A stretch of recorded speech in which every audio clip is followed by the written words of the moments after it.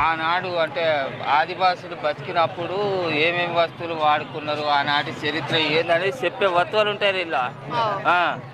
ఇళ్ళ లాంటి నీకు తెలుస్తలేదా? ఎంత పొడుగు చదివినా అని చెప్తావు కాదురా ఏతులు. అది కదా అక్కడ గిట్ల అదే గొట్టున్నట్టు ఉంటాడు కానీ ఎక్కడ తెలివి అయితే ఉండదు బతికిలాక డయాబెటీ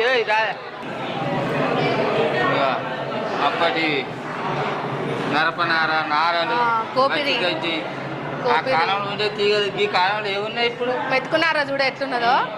ఇక ఈ కాలంలో అన్ని వంజల గిన్నెలు వాడతారు కానీ ఆ కాలంలో అట్లా కాదు, అన్నీ మొత్తం మట్టితో చేసిన వస్తువులే.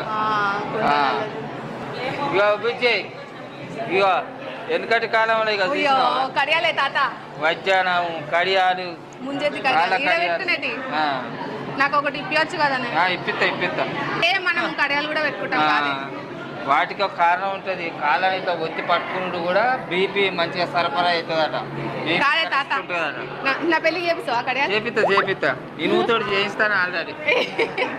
ఎండితోటే కావాలా? ఎండితోటే. ఇప్పుడు మేడారం తల్లి దర్వాజల మీద ఇదే గుర్తుంటుంది చూసినావా? అంటే ఆదివాసీలకు ఒక చిహ్నం లెక్క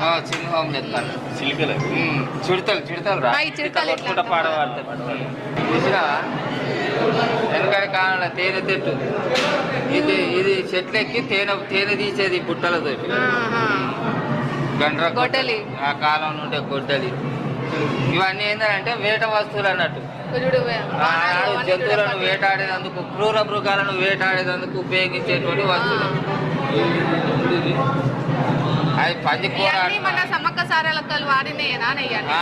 అంటే సమ్మక్క సారక్క చేబూని వాడిన వస్తువులేనో కాదో తెలియదు కానీ వాళ్ళు జీవించిన కాలంలో వాడిన వస్తువులు, ఆదిమవాసి బిడ్డలు వాడినటువంటి వస్తువులు, ఆనాటి సంస్కృతి ఆనాటి పద్ధతులు తెలిపేందుకు ఈ వస్తువులు మనకు నిదర్శనం.